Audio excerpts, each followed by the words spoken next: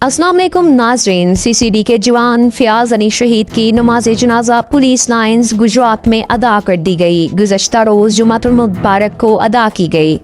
नमाज जनाजा में additional IG CCD Suhail Zafar Chattha, RPO Khurram Shahzad Haider, SP investigation Mehar Muhammad Riaz, DSP साहिबान, SHOs और दीगर सीनियर पुलिस अफसरान नौजवानों ने शिरकत की। इस मौका पर पुलिस के चाकू-चौबंद दस्ते ने शहीद को सलामी पेश की, जबकि अफसरान और नौजवानों ने शहीद कांस्टेबल फयाज अली की बहादुरी, फर्ज शनासी और अजीम कुर्बानी को खराज अकीदत पेश किया। नमाज जनाजा में सिविल सोसाइटी, मुअज़्ज़िज़ीन इलाका और शहरियों की बड़ी तादाद भी शरीक हुई। इस वाक़े में सोशल मीडिया एक्टिविस्ट, तज्ज़िया निगार, साबिक सदर प्रेस क्लब लाला मूसा और सदर freelance journalist association Gujrat division Mehar Zafar Iqbal Zafar ने अपने YouTube ब्लॉग में तबसरा करते हुए कहा कि CCD गुजरात के जवान फयाज अली शहीद ने जहां अवाम के जानो माल और मुल्क के तहफ़्फ़ुज़ की खातिर जाने कुर्बान करने की एक और तरीक़ी मिसाल छोड़ी, वहीं एडिशनल IG सुहेल जफर चट्ठा भी खराज तहसीन के मुस्तहिक हैं, जिन्होंने अपने अदारा के शहीद नौजवान की नमाज जनाजा में खुद शिरकत की और गुजरात पुलिस और लवाहिकीन को हौसला दिया। वहीं फयाज अली शहीद पाकिस्तान के एंकर्स, यूट्यूबर्स और सियासतदानों के लिए सवाल भी छोड़ गई है कि जब अक्सर कोई जराइम पेशा जालिम और इलाका के वबाले जान शख्स की मौत पुलिस के हाथों होती है, तो कई हफ्तों तक सैकड़ों नहीं हजारों नाम नहाद तबसरा निगारों और सोशल मीडिया चैनल्स पर व्यूज के जरिए डॉलर